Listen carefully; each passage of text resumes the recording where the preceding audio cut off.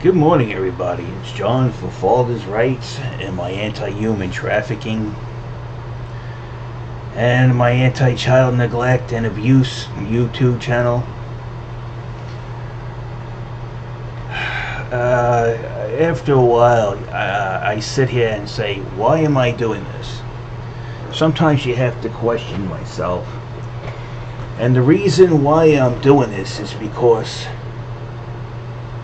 I see children that I know they're being neglected and abused, besides my own, in my wife's family.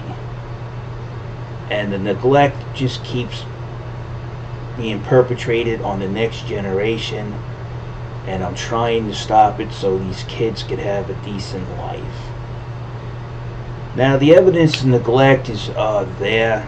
My wife, family, it is there. It's plain to see. It's very obvious. So what they did is they just made up a story, and they used that story to play the victim, and of course I got posted as the villain. But I'm an adult, I could deal with that. They vilified me. What I'm still confused about is that they also vilify their very own children as being bad children. There's no such thing as a bad child, okay? There's only a child that might need to be corrected. And when I was around them with their children, I'd hear remarks, just because your skin is light doesn't mean you're not doing any work. Basically, since the kid was born with lighter skin than the rest of the kids, somehow that kid was a problem. And it seemed to be reflected in the way the kid was treated and what she went through. They just obviously didn't value that child, because when that child needed help, when a 29-year-old man waylaid her, they did nothing but turn it into an opportunity for them to benefit. There's also other kids that I know went through a dramatic event that turned them into the way they are, or transformed them into the way they are now. And there's something that child who's now an adult is not telling us. There's a lot of things that are on there. It's open and obvious. I just pulled it off their Facebook. And when you have to email your mom because another kid's constantly bullying you in school, and you have to email your mom because they think they're a boss babe because they're a receptionist in some investment firm, there's something wrong with your mom.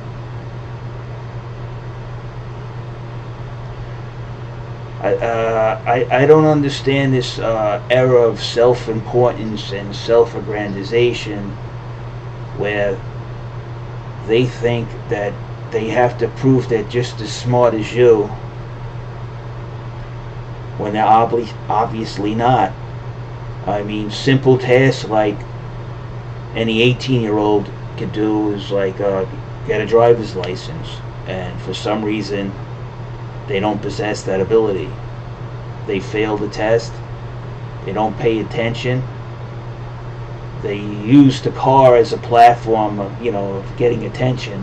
Look at me, I can drive, everybody look at me, I'm wonderful, I'm this and that. Everything is about attention seeking rather than point of purpose.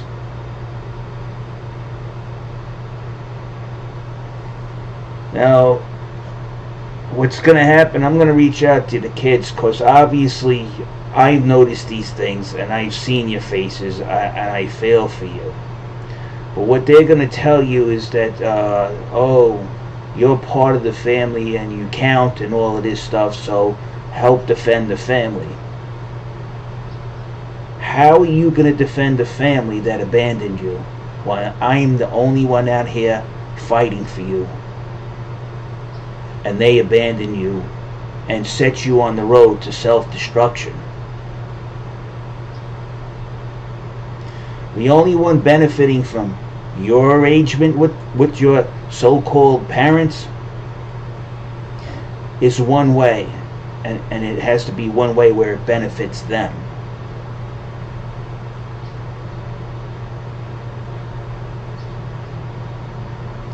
And what happens when it ceases to benefit them?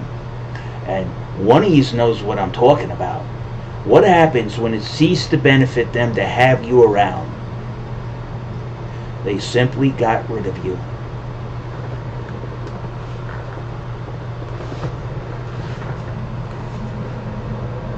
If you don't understand this,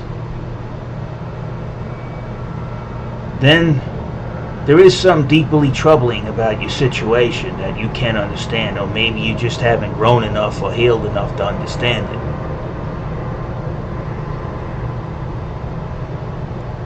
I watched Clarissa's mom abuse her right in front of me, demanding that she get this lavish lifestyle because she deserved it, but yet she didn't lift one finger to help Clarissa's younger sister.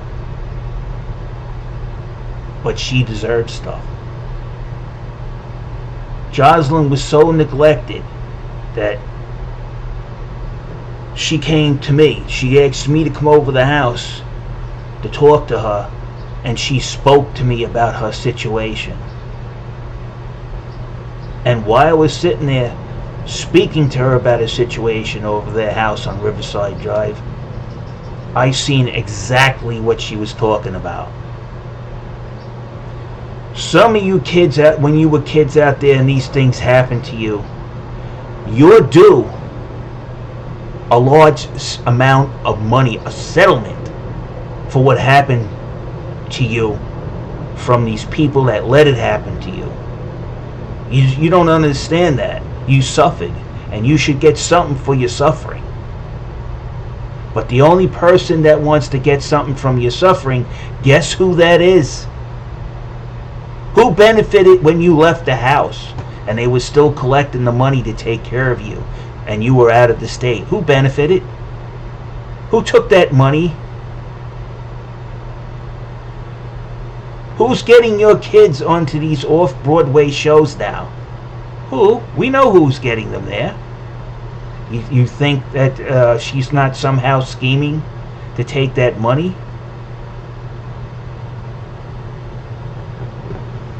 And you know who I'm talking about.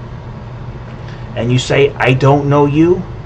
I know you very well. I known you since you were a baby, when you used to sit under my arm and cross your legs and watch TV with me. I know you very well. You know why? Because I'm probably the only one in that family with a soul. For anybody who lets the child go through what a 14-year-old girl did, and you know what I'm talking about, you have no soul. Anybody that sees a 14-year-old girl and going through what she did and not saying anything, you don't have no soul.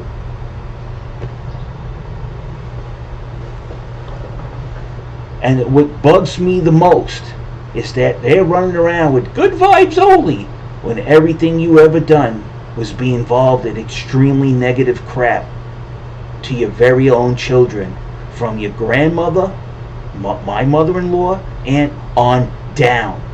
And it's still continuing. Now I could see some of you, when in the presence of certain parties, I could see the discomfort on your face. And I heard the disparaging remarks they used against you. So I knew right away there was something wrong there. What happened to one girl, I'm going to tell you point blank. If you were in the foster care system and what happened to you was not reported, that's adults not being responsible. You basically should be set for life and receive the damages, the reimbursement for the damages you suffered from. And don't let your kids around them anymore. If they treated you bad, what makes you think they're going to treat your kids good? This is what bugs me out. Separate yourself from them, or you're going to let them have access to your children, and they're going to degrade your child's life like they degraded yours.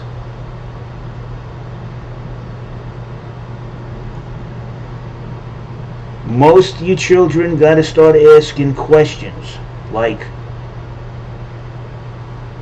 why was I born out of wedlock with my four siblings now? Why? Why are you acting like a maniac? Why were you institutionalized? Why? Have you gotten any answers? Why was a 29-year-old man allowed to take advantage of me when I was 14 years old? And instead of calling the police,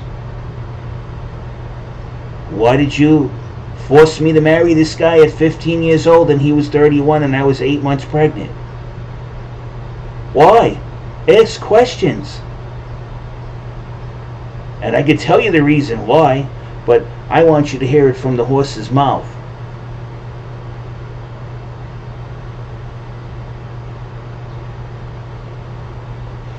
They're all trying to gain the good life at the expense of everybody around them, including their children.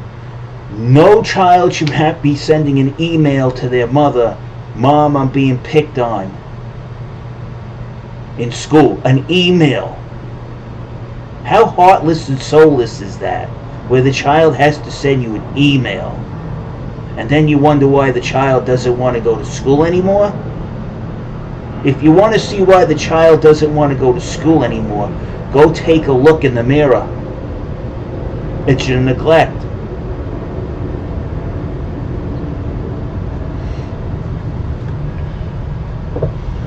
So to all you kids out there, I don't care if you're grown now, you want to talk to me, including my own, you're going to have a set of problems that's way different from any normal kid out there, because you don't have a normal family on the maternal side of your family.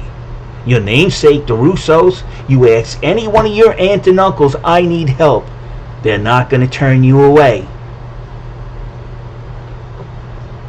They'll turn your moms away because they know what she did. But you know, don't waste your life following the path of their ignorance, telling you that there's a such thing as child freedom.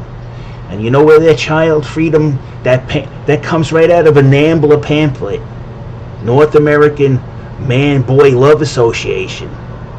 You know what they're all about? They think they should have the rights to have sex with young boys. And that's where all that ideology that's been spitting out of Manny's mouth comes from.